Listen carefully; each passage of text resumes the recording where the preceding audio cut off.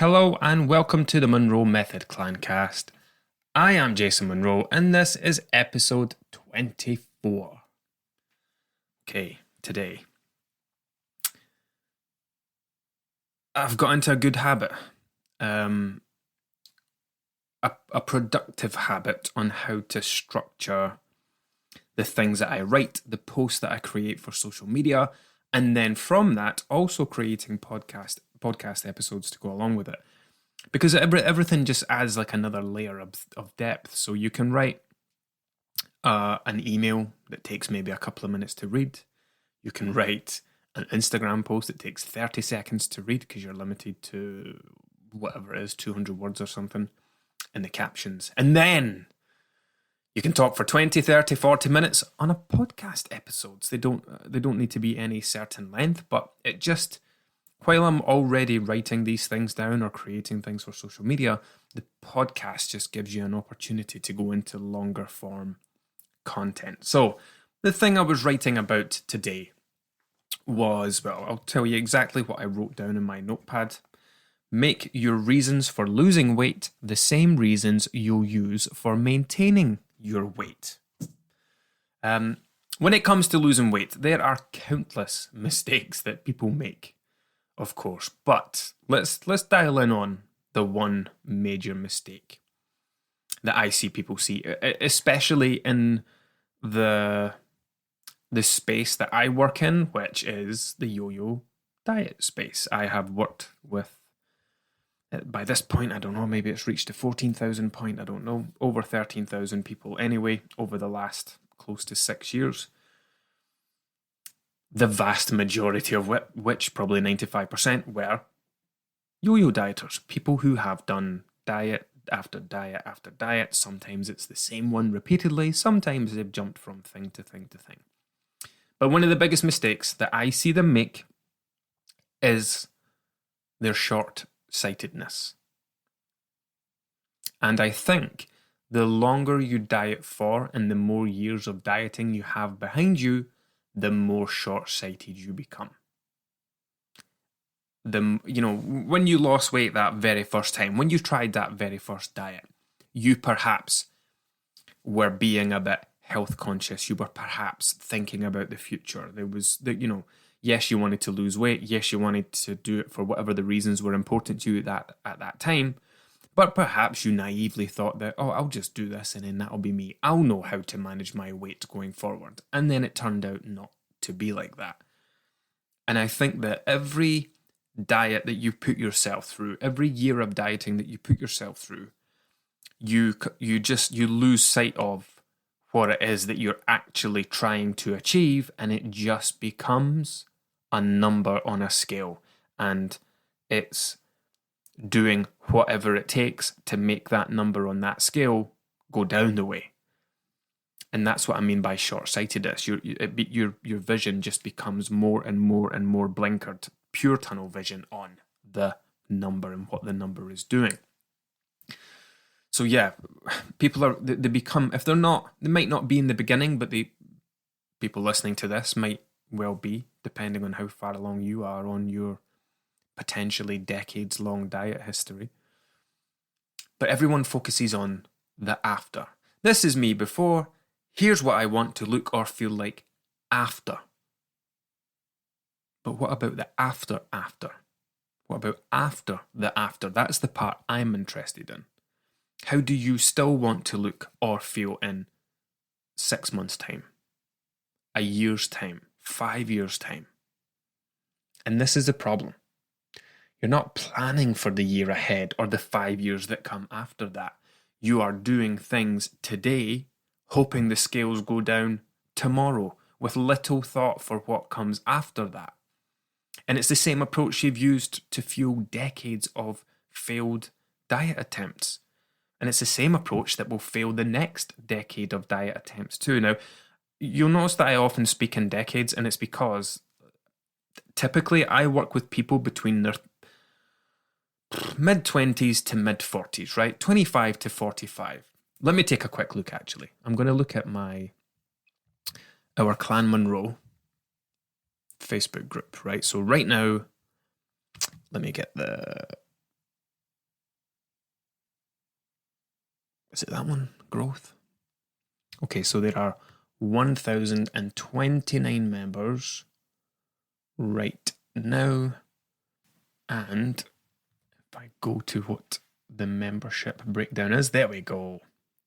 Okay, so 1,029 members, 93% of which are female, 7% of which are male, which is a vast improvement on what the norm is. It's usually 95-5. There's usually a 95-5 split.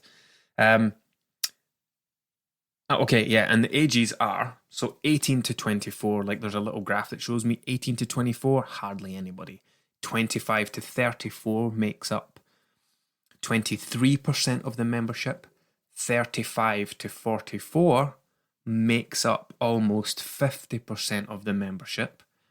45 to 54 makes up 20%, and 55 to 64 makes up about 5%. And there are even a few people making up a very small percentage over 65.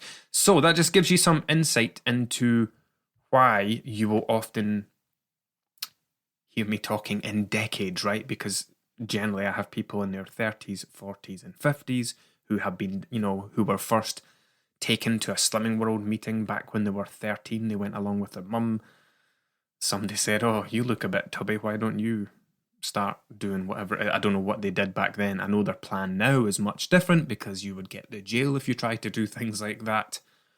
But what they do now doesn't change what they did to people 10 years ago, 20 years ago, 30 years ago. Those people are still battling with their weight today, which began because they went along to Slimming World with their mum one time in 19 whatever. So that's why I talk in decades, because I'm usually dealing with people who have been dieting, unfortunately, for decades. And I think I said this in the last episode as well. Like, when I do get those rare people between 20 and 25, and they join the group and we just get started, I always have this chat with them and say, listen, it's very difficult for you to see the opportunity that you have before you because you don't know any better, right? You won't know until you've been through it. But we have people in here in their 50s, in their 60s, over 65, who were once in your position, and they are now 40 years ahead of you, and they are still doing the same thing that you are about to do. This is your chance to use this unique approach, which is different to everything else out there. I do not want to enslave you for the rest of your life. I don't want you coming back here when you're 50 and 65 and every year in between now and then. This is your chance to nail it now, get it right, and save yourself from a future of yo-yo dieting.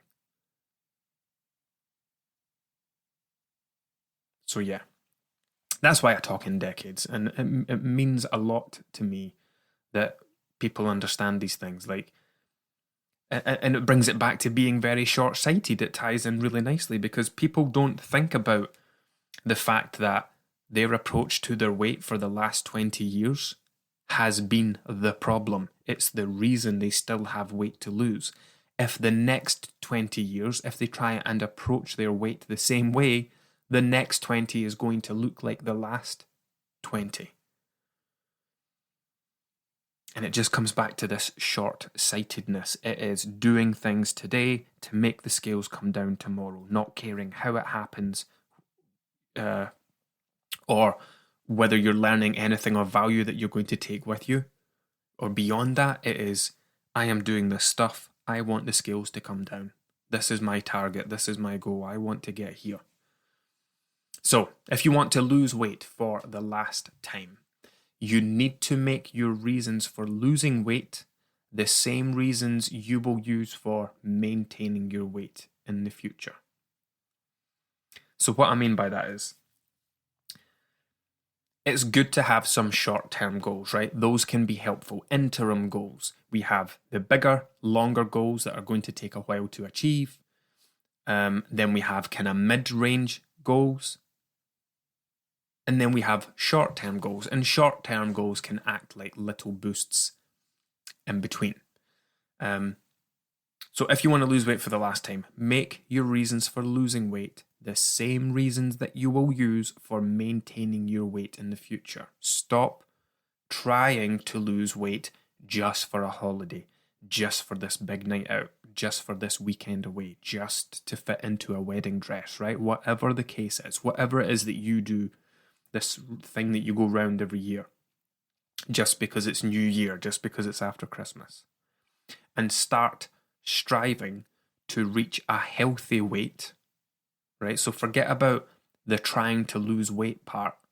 Try to reach a healthy weight, a healthy and maintainable weight that will help drastically reduce your risk of future illness and disease, improve your quality of life depending what sort of impact your weight has on your life at the moment, your physical and your mental health, and potentially add years to the end of your life. I have worked with people who have lost enormous amounts of weight, and you can say to them with supreme confidence that you have 100% added years on to the end of your life. I've had people lose over 100 pounds of body fat, taking their BMI from obese to the healthy range, drastically reducing their risk of illness, disease, death, basically, by massive margins. So it's not something I say lightly. It's not something I say to everyone. Somebody coming in and losing 10 pounds, that's a bit different. Someone coming in and losing 100 pounds, 70 pounds, 80 pounds, which happens regularly. Those people are not just adding years on to their life, they are improving the quality of those years. So, forget making these short-term things the only reason for losing weight, because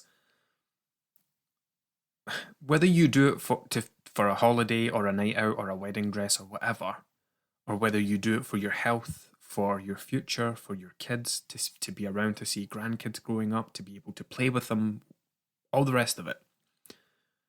Doesn't matter what you use to motivate yourself, but the difference is, right, both of these will achieve the same thing. The short-term goals will achieve the same thing as the long-term goals, but only the results from one will last. And this can be a really difficult mindset to adopt, like especially if you are someone that has yo-yo dieted for a long time. You reach a point where you just believe that this is the norm. This is how it's supposed to be. I am just supposed to lose weight when I'm dieting, gain weight when I stop dieting, and I'm just to keep going around in that never-ending cycle, going to we're just supposed to constantly gain weight and then go on diets and make it come down, rinse and repeat for the rest of your life, going to the same groups that you've been going to for years, seeing the same faces, the same people that were there the day that you joined 10, 15, 20 years ago, still there, sitting in the chairs, standing in the line, waiting to get weighed, chasing the same few pounds up and down. And you're surrounded by people with... Listen to this, right? I was thinking, when I was writing the piece of content earlier on, I just thought about this for a moment, right? If you go to a slimming group meeting, and there's 10, 15, 20 people there, 85 to 95% of them will be seasoned yo-yo dieters. And if you added up the number of years that they all have been dieting for, you are surrounding yourself with people who have collectively been dieting for hundreds of years, centuries between them. When I think of the number of people I have in my group, they must have thousands of years between them. That's the type of people that you're surrounding yourself with. That's the environment that you're taking yourself to try and lose weight for the last time. But the thing is, are you really trying to lose weight for the last time, or are you just going back to make that temporary change to bring it down a bit before going back to normal and it goes up again? And that's again coming back to being short-sighted. You just get to a point where you believe that that's how it's supposed to be. You've given up on the idea that you can just lose weight and then maintain it. And it's not that you can't do that, it's that you keep going to the wrong thing to try and achieve that. You keep going to short-sighted approaches, short-sighted diets that are designed just to get a number down, praise you all the way along, and then create the illusion of success by saying, well done, look at you, you are a target member, big pat on the back. Now make sure you keep coming back every week, because if your weight goes up, you'll have to start paying again. And here's a bunch of statistics that show you that people who successfully maintain their weight remain part of a group. Do you know what? Have you... tangent here, but do you... Oh, I don't remember what year it was. I tried to get a copy of this. I managed to get a photo of it. There used to be a leaflet. If you Google this, it comes up. There used to be a leaflet that Slimming World handed out to Target members. And it was a little booklet that said... Oh, do you know what? I'm going to pause this a second till I find it. Okay. I've not found the exact thing yet. But what I did do, just so that you can do this as well, go to Google and type in Slimming World Stop Spending Time with Fat Friends. Okay? And it will bring up the stories that were going around in 2018. There it is. Slimming World's new diet plan: avoid fatter friends, maintain weight loss. All right, and here's the booklet I was looking for. Perfect. So this leaflet that used to hand out, it says, and it told you about all the percentages. We interviewed so many of our successful Slimming World members, and we asked them what helped them maintain their weight. I did have a picture of the full list, but this just shows me the bottom three. 27% of people said keep a picture of themselves in a prominent place. So basically shaming yourself not to go back to being overweight again. Spend more time with friends who exercise. And here is the one that people went mental at back in 2018, but it didn't go kind of mainstream. But it said at the very bottom, they had no reason to throw this in here. It was only 4%. Like, if you are looking to interview people who successfully maintain their weight, you are not looking to find out what fucking 4% of them did. What 4% of people do to successfully achieve something is irrelevant. Absolutely needless. 27%, 25%, 28%, 30%. Yep, great. These are quite decent statistics to have. But here's this little shitty thing we're going to throw in at the bottom that only 4% of people said, but we're going to put it in there anyway. So, I know I'm massively building up to this, right? But it basically said, successful dieters spend less time with their overweight friends. And this was a leaflet that Slimming World used to hand out to Target members. Here's some advice on how you can maintain your weight. Do this, this, this, and this. Oh, and it might be helpful to not spend time with fat people anymore. Fucking horrendous. Anyway.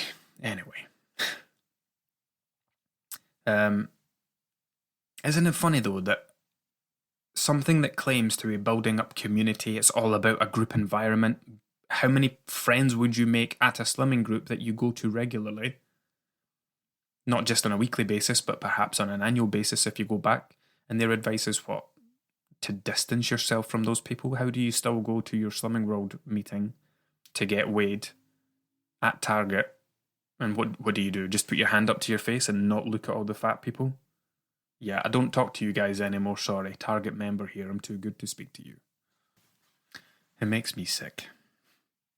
Anyway, and when I use the term fat, that's just me translating their language. they did use the word overweight in the leaflet. So at least they were being somewhat careful about it. But anyway. Right. Back to it. So when people come to work with me inside our coaching community, right, they have an opportunity. Not only to lose weight, that part is guaranteed.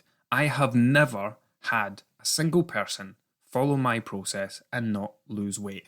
Not because my process is special, it's because I take what science tells us about how our bodies work. I translate it into a method to follow, and if you follow the method, your weight can't not come down. Right? No one has ever not lost weight while working with me and following the approach. That doesn't mean everyone's lost weight, but it means that the people that didn't follow the process. They probably came in and tried to treat it just like another fad diet or yo-yo diet with a half-hearted effort, which can only do so much to try and control. Taking direct control of your diet gets results. Stepping on the scale once a week with your fingers crossed after doing as many wheeze as possible doesn't. Instead of focusing mainly on creating an approach that will help you make an adjustment to the scales, that will get the scales to come down, focus on creating an approach to food and drink that will allow you to maintain that weight forever, not just the brief amount of time you spend dieting. So when it comes to trying to lose weight for the last time, it's not about losing weight. It's about creating a diet that you have managed to bring down or scale down so that it is within your body's limitations and within your body's energy needs. And then your weight will come down and meet you anyway. Pretty sure I said all this in the last episode or the one before, but you know, your weight is where it is because it has come up to meet you where your consumption habits are. That's all it is. Your body has had to increase in size to match the amount of energy you are putting in. And it has to increase in size to give it more and more capacity to store all this extra energy that you're putting in. If you just temporarily follow a diet to make a number come down and then go back to normal again, we all know where that goes, where that leads to. So yeah, one of the biggest challenges that I face when coaching the people I coach is trying to help them overcome this short-sightedness, to stop. You know, here's a good example. So I'll do a check-in with someone, and we do check-ins fortnightly, not weekly. Weekly is horrendous because weekly is just far too short a time to see progress over. Slimming World like weekly because how else can they get weekly money from you if you don't have somewhere to go every week? But it's far too short a time to see progress over. It's why you see more gains and more maintains than you see losses. Losses take longer to happen. Gains and maintains can happen in the blink of an eye. If you can maintain a calorie deficit for 14 days, you're more likely to see a loss on the scales than maintaining one for 7 days. Because you're only losing whatever it is, I can't remember, 60 grams of fat a day. If you're in a 500 calorie deficit, it makes me want to check it now. If you are in a 500 calorie deficit every day, you are losing 65 grams of body fat per day. But the problem is, go weigh out 65 grams of cheese, right? If you've got kitchen scales, no, don't do that because you'll end up eating it. Can you cut cheese without eating it? Or are you normal? It's impossible. Why is it so impossible to get the block of cheese out and grate it or cut it and not eat it as you go? I don't know, next time you are doing cheese, right, and you're weighing it out or whatever, cut off 65 grams. It's a very small amount, but that basically shows you how much fat you are losing on a daily basis. Right, now look at the size of the dinner that you are cooking while you're looking at this cheese. If you are eating half a kilo of food or a kilogram of food, and here you are trying to lose 65 grams of fat. Now, those 65 grams will add up over 7 days to whatever it is, 60 or something. But the fact remains that if you eat a kilogram of food, you will weigh a kilogram more. If you drink a litre of water, you will weigh a kilogram more. If you do a 400 milliliter pee, you will weigh 0.4 of a kilogram less. The rate at which we lose body fat now, I spoke about rates of weight loss before, but it's not that it's slow and it's not that anything else is fast. It's that your body has many other things going on that can fluctuate wildly compared to the few grams of fat that you are losing every day. So you could have a big meal tonight and you could weigh 2 kilos more tomorrow. What chance has your 65 grams of fat loss got of coming through on the scales? You could go to a weekly weigh-in and you could have had a Chinese the night before and you could have a gain of 6 pounds. Not because you've gained 6 pounds, but because your body's reacting to the meal that you had, the content of it, the salt level of it. You're retaining extra fluid as a result. You've not gained any weight. You've probably lost weight if you fit it in and around the plan that you're following. It's just that the scales are fluctuating in response to that. But that doesn't get taken into account. You would be judged on the plus 6 pound gain. You would probably be looked at in a cruel way at most groups and perhaps even had some cruel things said to you. Unless you are one of the very lucky people that has a lovely coach or one that's even knowledgeable and knows a bit about nutrition. Anyway, back to the point.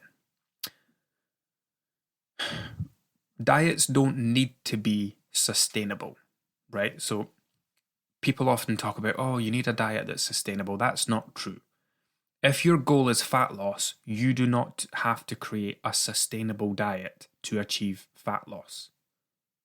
Because if you sustained your fat loss diet, you would eventually disappear into nothing. Fat loss diets, don't need to be sustainable. Not in the long term. In the short term, yes, you need to be able to stick to it.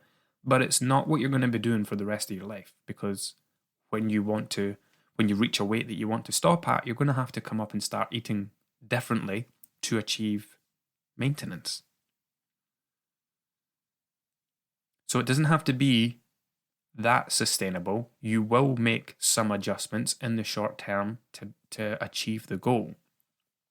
But the one thing that you do or you should keep consistent throughout is your reasons for losing weight. And coming back to that just briefly, I've seen this more times than I care to remember.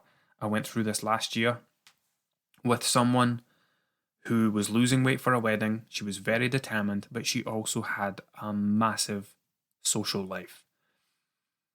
And we spent months. She lost 5 stone, I think, for our wedding. Went through a huge transformation. And the whole time this was going on, I kept saying to her that, she would manipulate her calories really well where she could get by on less during the week. But she was going up into the thousands at the weekend. And I kept, every week I'm like, listen, I know this is going to help you get to where you want to be for your wedding. But if this is how you repeatedly approach weekends, consuming these thousands of calories, you are absolutely guaranteed to regain weight in the future. What we really need to focus on is coming up with ways to approach the weekend that does not involve having 2,500, 3,000 calories. Her calorie burn was about 2,200 or 2,100. And she was getting, she was getting by on 1,200 Monday to Friday so that she had plenty of calories at the weekend so that she could go out, have the meal, have all the drinks, and it was, it came with this hefty 3,000 calorie price tag, which in the long term was going to be unhelpful. But, I was very conscious of the fact that she was so focused at doing this because the wedding was there. So she was still wanting to have her cake and eat it, basically. She still wanted to do all the big weekends, the big nights out, the alcohol, the takeaways, the meals out, but also lose fat for the wedding. And she got very good at playing around with the numbers, and she achieved it. But we had to work so hard every single fortnight when she checked in, explaining, that you need to scale back these weekend behaviors for the long term, getting her to think bigger picture, not just, the dress, the wedding, the day, the photos. Because once that day is gone, that's it. Your biggest motivator for losing weight, your big anchor that you anchored all your efforts to, has just disappeared and the floor has fell out from under you. And what the fuck do you do it for now? When everything has been centered around this big day, what happens when that big day has been and gone? And this is why it is so crucial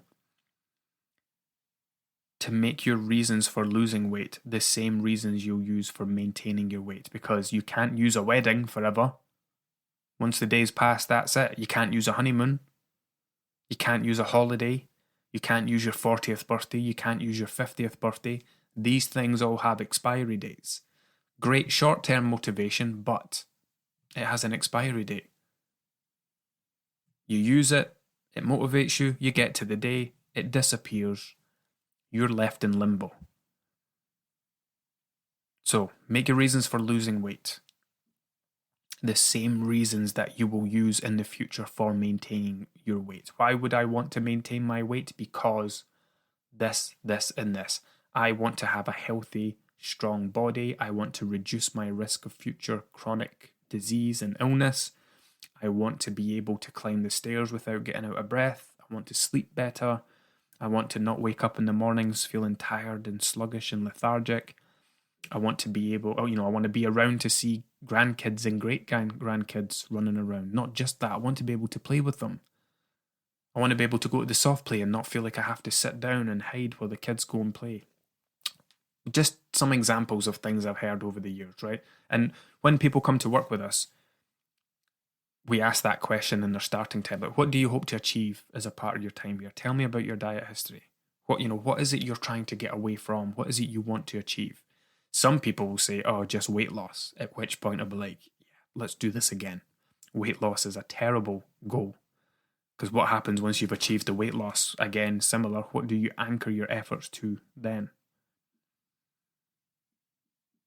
Weight loss is a boring goal. Everybody wants to lose weight. People that have weight to lose want to lose weight. People that don't need to lose weight want to lose weight. Everybody wants to lose weight. And only a tiny portion of them actually achieve it, because that tiny portion have high value reasons for losing weight. And the tiny portion of people that maintain it, they took it a step further and they had high value reasons for maintaining that. High value reasons that overcame the buzz of alcohol, the taste of chocolate, the excitement of takeaways, whatever it was, whatever the big contributors were to the reasons why they kept getting drawn back to the weight that they once were. They created high value reasons to work on those things and improve them. And that's a big part of what we work on with our members. Having them create high value goals that they want to work towards, not just need to work towards, they want to do it. And that's the difference. So, a nice brief one today. Take a moment to think about the reasons that you've lost weight in the past. Do any of them ring true with anything I've said? Has it been a wedding, a holiday, a weekend away, a big event, a big birthday? What was it? And then what happened after it? Did you go back to normal? Did you just start to put weight back on again? A part of the reason is that you anchored your results, your progress, to something that had an expiry date. And when it expired, you lost your reason. So it's so important to have these longer term goals to fall back on when the short term ones fade away from time to time. Anyway, enough from me today.